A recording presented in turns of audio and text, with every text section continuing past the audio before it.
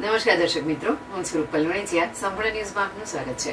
બનાસકાંઠા જિલ્લા કલેક્ટર મિહિર પટેલના માર્ગદર્શન હેઠળ આજરોજ જિલ્લાના તમામ તાલુકાઓ ખાતે નાગરિક સંરક્ષણ તાલીમનું આયોજન કરાયું હતું. ભારત સરકાર દ્વારા નાગરિક સંરક્ષણ અધિનિયમ 1968 અને નાગરિક સંરક્ષણ નિયમો 1968 મુજબ શત્રુ હુમલા સામે વ્યક્તિગત અને મિલકતના રક્ષણ માટે નાગરિક સંરક્ષણ સેવાના સભ્ય તરીકે જોડાવા પાત્રતા નક્કી કરાઈ હતી. અત્રેના બનાસકાંઠા જિલ્લાના કુલ 633 અરજીઓ મળી હતી, જે 633 લાભાર્થીઓ તથા 168 આપદા મિત્રો માટે તાલીમનું આયોજન કરાયું હતું. આ તાલીમમાં મહેસૂલ વિભાગ, પોલીસ વિભાગ, પંચાયત વિભાગ, આરોગ્ય વિભાગ, ફોરેસ્ટ વિભાગ, નગરપાલિકા વિભાગ,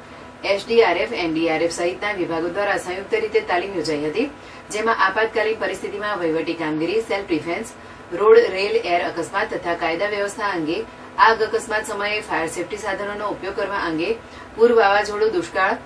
વીજળી પડવી, હીટવેવ, કોલ્ડવેવ, દાવાનળ, વાવાઝોડું, Covid, cholera, dengue, bird flu અને બીમારીઓ અંગે ખેતીના પાકને લગતા રોગો, કીટાણુ હુમલાઓ સંબંધિત તાલીમ આપવામાં આવી હતી.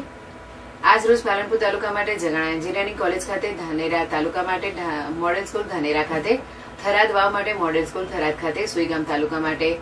પ્રાંત કચેરી સુઈગામ, ભાભર તાલુકા માટે મોડેલ સ્કૂલ ભાભર, લાખણી તાલુકા માટે મામલતદાર કચેરી લાખણી, દિયોદર તાલુકા માટે મોડેલ સ્કૂલ દિયોદર, અમીરગઢ તાલુકા માટે મોડેલ સ્કૂલ અમીરગઢ, દાંતા તાલુકા માટે મોડેલ સ્કૂલ જગતાપુરા, વડગામ તાલુકા માટે સરસ્વતી હાઈસ્કૂલ વડગામ ખાતે, ડીસા તાલુકા માટે DNP arts and commerce college Deesa ખાતે, કાંકરેજ તાલુકા માટે મોડેલ સ્કૂલ રતનપુરા શિહોરી ખાતે તથા દાંતીવાડા તાલુકા માટે મોડેલ સ્કૂલ નીલપુર ખાતે તાલીમનું આયોજન કરાયું હતું. આ તાલીમમાં પ્રાંત અધિકારીઓ, મામલતદારો, તાલુકા વિકાસ અધિકારીઓ તેમજ સહિત સંબંધિત વિભાગના અધિકારીઓ અને તાલીમાર્થીઓ ઉપસ્થિત રહ્યા હતા.